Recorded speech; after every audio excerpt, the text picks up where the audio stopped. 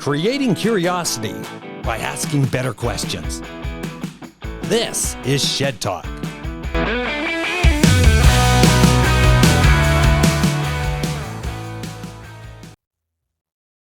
Don Lavergne, MKL Design Studios. The things you know that you don't know. Don Lavergne, Hi. Thank you very much for coming on Shed Talk. I am so happy that you're here. And I understand this is actually your first podcast. My very first. So that's a great sign and everything like that. So this is good. Good. Thank you for having me. Are you a little nervous? A little, yeah. Oh, great. We're going to have so much fun with this. So Dawn, I have to ask you, because MKL Design Studios that you own, and for yourself as an entrepreneur woman, what has been one of the greatest challenges as an entrepreneur? Oh, that's a tough one. It's interesting because the one thing that I think that stands out as an entrepreneur, and maybe as a woman, maybe we feel this differently, there is a big sense of loneliness in owning your own business, and not having somebody to, rely on and talk to help you make big decisions, right? And I find that is the biggest thing that I've noticed about being an entrepreneur. And being an entrepreneur, because for myself, as being an entrepreneur for 25 years with Spindle Stairs and Railings, and then doing stuff, do you have any mentors that you do you work with any groups and stuff like that? I volunteer a ton, so I have a lot of industry connections. I also have a lot of girlfriends that also work in the industry. And a lot of them, I do tend to gravitate to other women that do own or have owned their own businesses in the industry, for sure. Yeah. And what I found is growing in myself, because that is the hardest part, is actually finding like-minded people. Correct. And organizations, because I belong to an organization called EO, Entrepreneurs Organization. Have you heard of it? I have, yeah. Yeah, and I've been a member for that for about 25 years right now. I'm one of the longest outstanding members. Okay. But it's been like my board of directors to be able to guide me through businesses, personal, every aspect of it. Right. And none of them that are in that organization actually don't sell to each other. So it's very interesting to grow, especially being female as an entrepreneur. There's only like 10%. And that are successful in doing it. Like, you got to be pretty proud of yourself right now. And MKL Design Studios. Yes. And how did you start that? Kind of out of necessity, I guess. I had been working for a builder for a long time, and they had some internal shuffling that they were doing. And they wanted to kind of outsource their design work. So I started my own company to do some work, to continue to do work for them. But it allowed me then to branch out and start working with other builders. So it was just me to start out with. About a year in, I hired my first employee. And I'm coming up, I think, to my 9th year in business. And it's grown since then. COVID was a big factor in growth for us. We went from about 3 people to, I think at the height of it, I had about 14 people working for me. We've scaled back since then, and now we're sitting at about 11 people. So, yeah. So why would COVID have been because we look at COVID that everything shut down, and there's some people that thrived obviously in it. Yep. But why did that make it so successful for yourself? I think the shift, people staying at home, they weren't traveling, they weren't, going out for dinners, they had more money, and their focus became on, the place where they were kind of isolated at the time. So, we saw renovations increase. We saw something that we haven't seen for quite a while, and that was people wanting to get out of the city, recognizing that you could work from anywhere.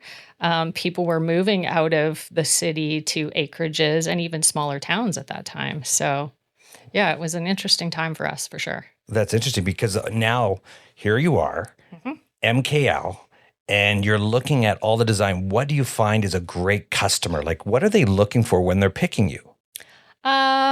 We are very big in service. That is to me, that's a big deal, right? This is a huge purchase that people are making in their life. So I feel like it's up to us to kind of guide them and hold their hand through it. So we have prided our company on service. And then, quality, right? Our plans are what kind of dictate whether or not the build goes smoothly or not. So we pride ourselves on, producing a quality set of drawings and attention to detail in the design for sure. So what would be the ideal customer? So how would a customer come to you or even get to hear about you? We get a lot of referral from builders that we have worked with, so that's fabulous. Most of our work is referral, I would say. But yeah, we have social media, of course. We're putting ourselves out there in that aspect. Yeah, an ideal client is it's anybody that's dreaming of, doing any kind of design work on their home, right? They want to create a space that works for them. And when you're doing the design aspect of it, and from traditional to what phases are there's traditional? Yeah, there's modern and contemporary, there's traditional, there's farmhouse, there's all different types of design. And we don't really cater to any one design. We kind of fall in love with each project through the client's eyes, right? So if you came in wanting to do something farmhouse, that might not be my personal style or taste, but we fall in love with it through the client's eyes. And when they're doing the build, are they usually inner city? Like you had a lot of people that are going outside of the city to build. Are they owning their own property and then getting a builder? How does that work? Yeah, in a lot of cases, they're buying a piece of property. They bring us in to do due diligence on that property, and then yeah, we'll design the project. Inner city, it's kind of a mixed bag. Like sometimes we'll get clients that come with a piece of property and no builder attached, but sometimes they already have a builder. Maybe the builder owns the lot. Yeah, we kind of get all aspects of it. Hey, take a minute and smash that subscribe button, and let's get back to the episode. So if you were looking at, say a customer comes in and says, you know what, I want to build a house. I don't know really, we always talk location. Yeah. But are looking at building a house, but I want to have the most beautiful house, whatever that is. Would I come to you and then you design it? Now we don't have the location yet or that part. So you would look after the whole aspect of the designing of the house and interior of everything? Yeah, we do absolutely everything. So you could come to us without a lot, and then we could help you. We don't source the lot, but we could definitely look at pieces of property with you to, ensure that what you're getting is something that you can put what you want on it. But if you came with a piece of property, then we would design a specifically custom house based on exactly what you wanted, right from the design of the house itself through to interior design, because we have 2 interior designers that work in-house that handle all aspects of interior design. So on a renovation side, would they just deal direct with you on a renovation side? Correct. They could come directly to us. And then we have many builders that we work with that we could recommend for them to, do the work. That's a big factor in building a house is trust, right? And once you've developed a relationship of trust with us, we have relationships with builders that we trust also. So, we're happy to recommend those kind of things to our clients for sure. So I have to ask you this one question. Dealing with customers and stuff, have you ever been in a situation that it's been so difficult to deal with customers? Yeah, I mean, we all get clients that are, a bit more difficult. I think they're, people that just have higher needs or don't understand, I think have less understanding of what the processes are or can't visualize. That's the beauty of, a lot of the programs nowadays that we're using have 3D capabilities. So it really does help the client to get a better understanding of what they have going on. And, you still have clients that maybe your personalities clash. But the nice thing about our team is we have a large enough team that there's always somebody that can work with, that personality for sure. Yeah. And recognizing prior COVID. Yep. And when in the construction industry, when we dealt with, from my experience sharing, with COVID before, customers and clients were, I need now. COVID hits, and now it becomes all right. I understand that it's free for you can have more time. Just create me the greatest product or event.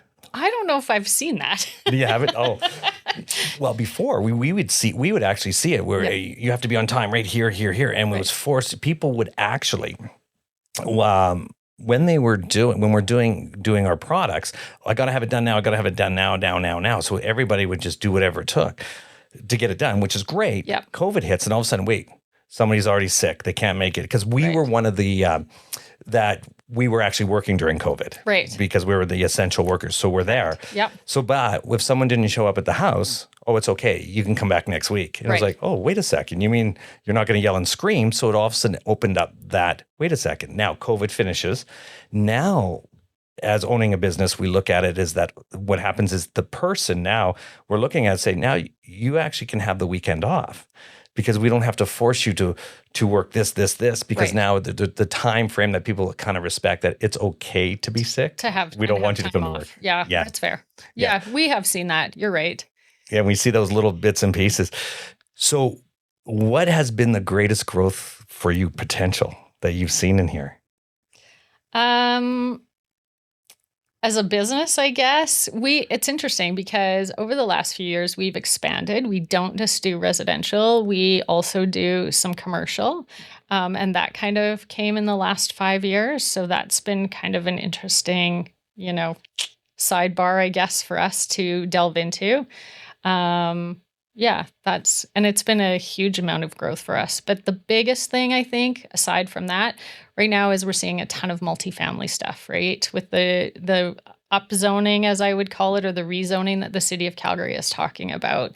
There are so many people looking to do like 4-plex units or 5-plex units, secondary suites. All of those things are really making a big come into the marketplace right now. So, wow. So the secondary suites and that's massively coming back in there. It's massively coming back in. And if the city approves this upzoning of everything to RCG or HGO, we're going to see a massive amount of, multifamily style housing going in Calgary. So, wow. Is that a good thing for Calgary? I think it's a good thing. Yeah. I think it's a really good thing. We're in a huge housing shortage right now, and we're missing that middle housing component, that $400,000 to $700,000 range is completely missing in Calgary.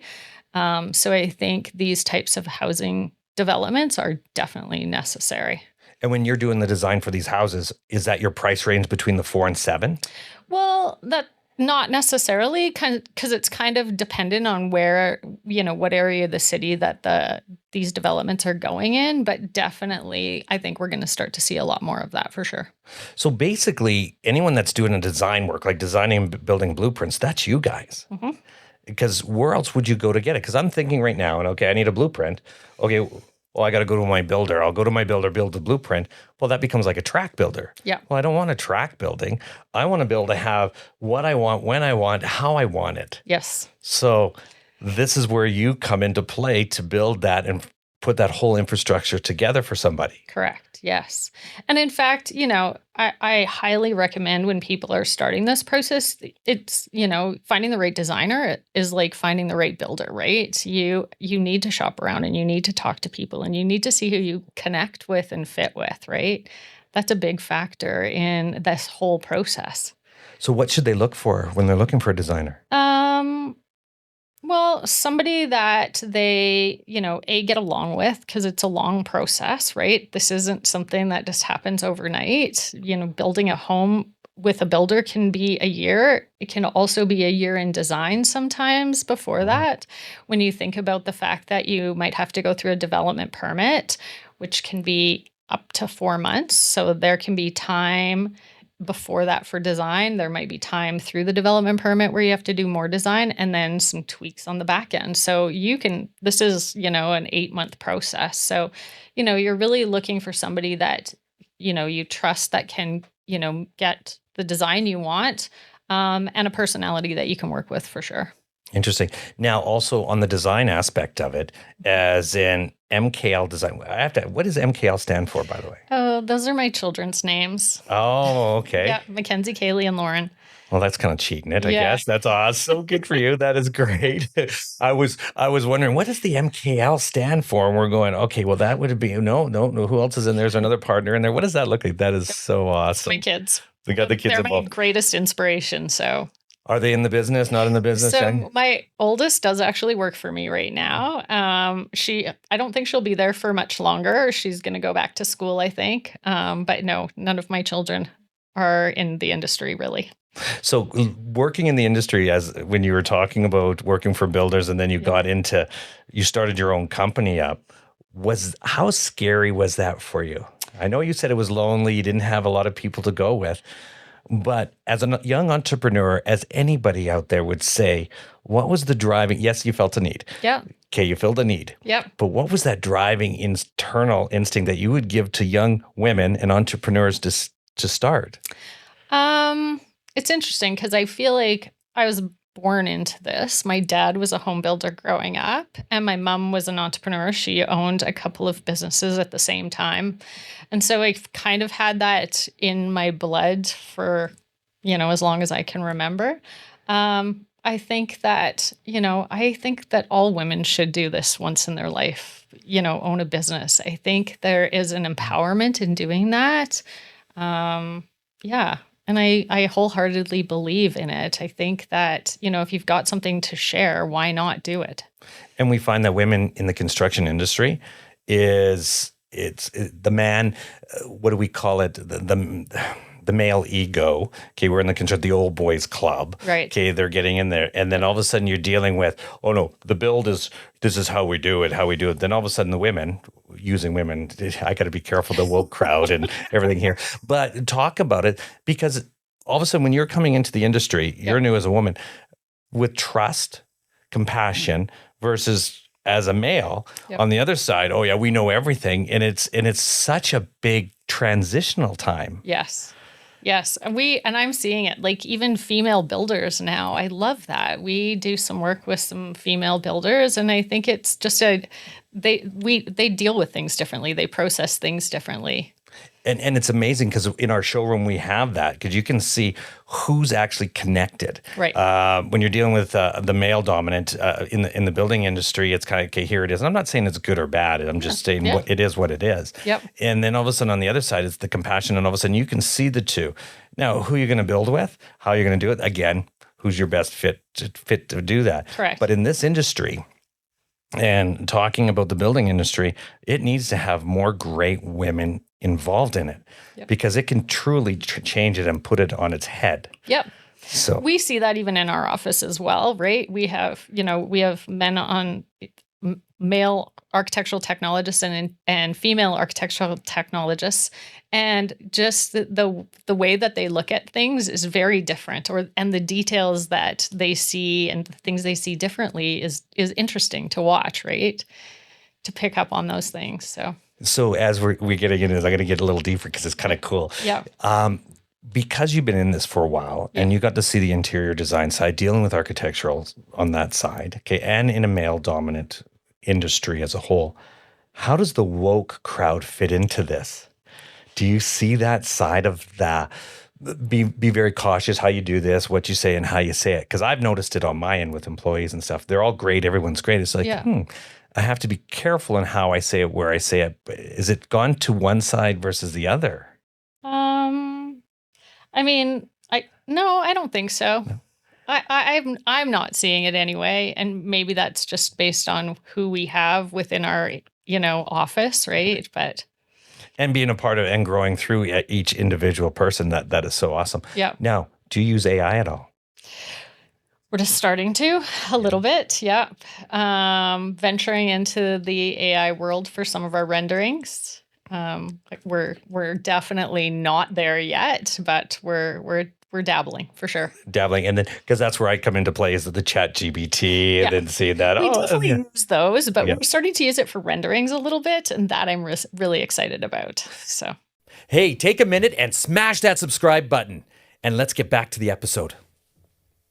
And on the rendering side, how does that work, doing renderings? So it's interesting because there's a few different ways to do it. Like you can You can plug in your, our 3D models and then have it render it. But in some cases, you can just tell it what you want it to kind of put together and it'll put it together. So we're still playing with that. Yeah, and that's where we're finding how true that is. We dabble in this and we try it and then we make a mistake and then we go back in and do it all over again. Yeah.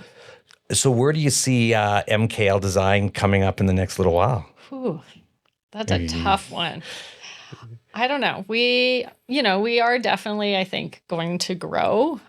We are actually hiring right now. We're looking to add to our team.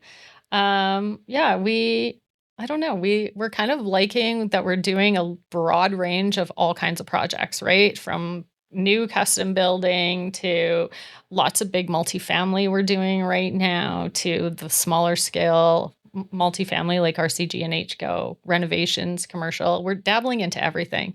Right. We've touched on some small restaurant style projects on the commercial side to office spaces. And we're kind of liking having that, mixed bag of projects right now. So I just kind of hope we'll grow in all directions. So people that are guys, women, or everybody that's, and I'm saying architectural technology that are at SAIT or university, and I'm assuming, okay, I could be right or wrong. Yep. What do you look for in someone that wants to work for you? Like what do they look for? What do you look for in an employee? That's a really good question. Definitely, of course, everybody looks at education and everybody looks at experience and what kind of experience that is. We have found that personality is a big factor. You can't teach somebody to, be able to have fun and, because we're a very fun and, joking environment and you can't teach that in people. You can't teach people to fit in. So we kind of are looking for people that fit our team. But personality is a big thing. You can't teach them to care either. So we try to, So do you put on, so when someone's applying, is it a resume? Yeah, it's usually a resume. We usually get a portfolio too. Yeah. And then when we bring them in, we are now just implementing a test as well on if we bring them back for a second interview, they would do a Revit test to show us that they can use the program.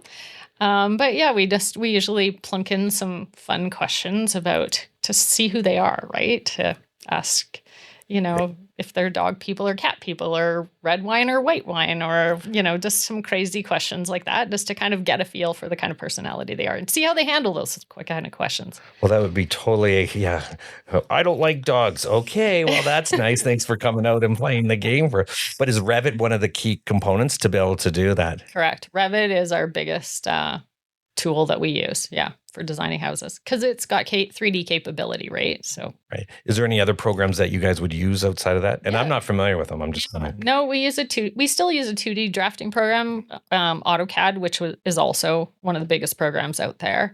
But we use SketchUp and, the guys on the rendering side use some rendering programs that even I don't know the names of all of them. So. Oh, no, exactly.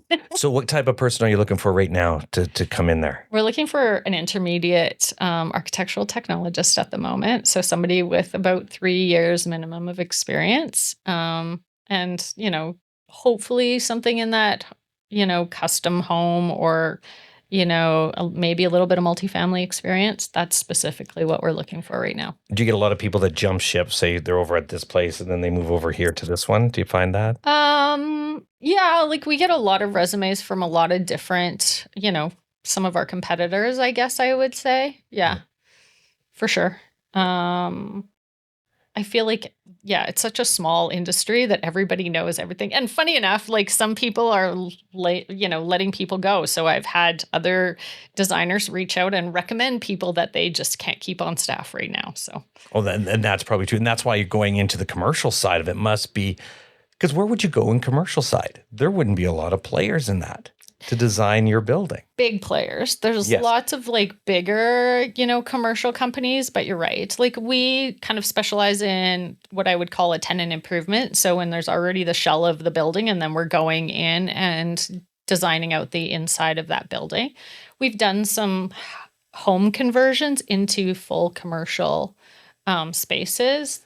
But you're right. Like, unless you're going to a big commercial firm, there's not a lot of what I would say are small firms that do this kind of commercial work that we're doing. So if someone's ever looking for a basement renovation, just for renovation, this would be ideal in your wheelhouse? Yeah, we absolutely do basement renovations. We do kitchen renovations. We do, small scale renovations up to large scale renovations for sure. Now, is that the subcontract? You're hiring the subcontractors, or is it you not. guys? Or is that you guys? No, not Or just at the all. design? Yeah, we just do design. We're happy to, recommend, but we don't do any of it.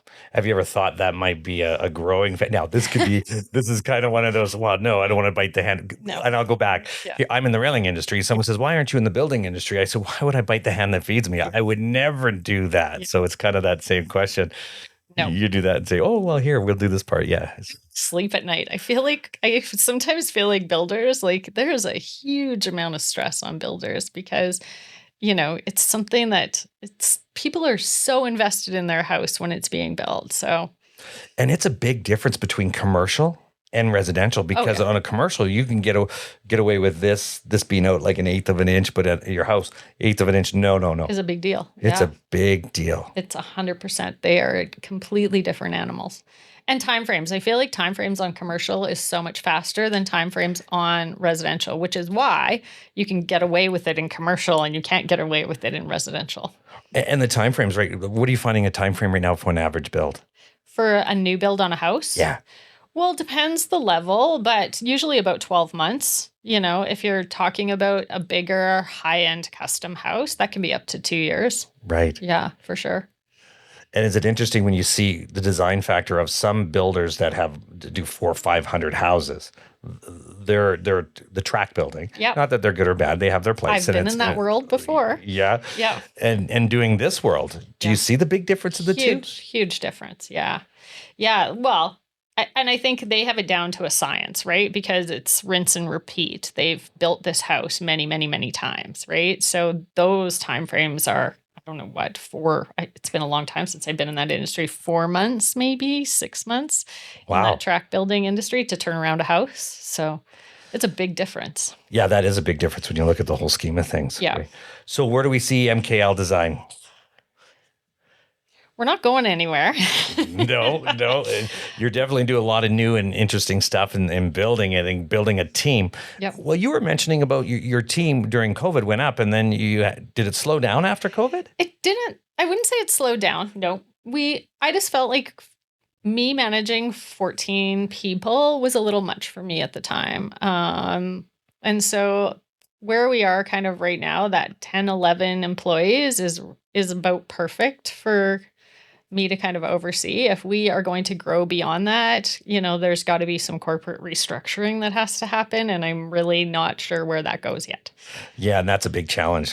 What's the next I'm sure you know all about that. Yes, it is. And then getting the right board of directors, meaning your peers, getting the right people that'll talk and what's what we call as a no ask. So you're dealing with somebody that wants to deal with you on a no ask. Oh, here's how I'm going to sell you this program, versus having a group of people that can actually take you to another level and say, hey, here's from my experiences where you're at. Yep. This is what we did to go to the next level. Right. So that is very challenging. And having kids and working. And where do you do your holidays? Right? Yeah, you don't. Right. Like as an I was going to say, do you ever do holidays? It's very hard to do holidays, right? I was waiting for you to say, yeah, no, I traveled to Europe for a month and a half out of here. And oh, really? Things are really good then. Yeah.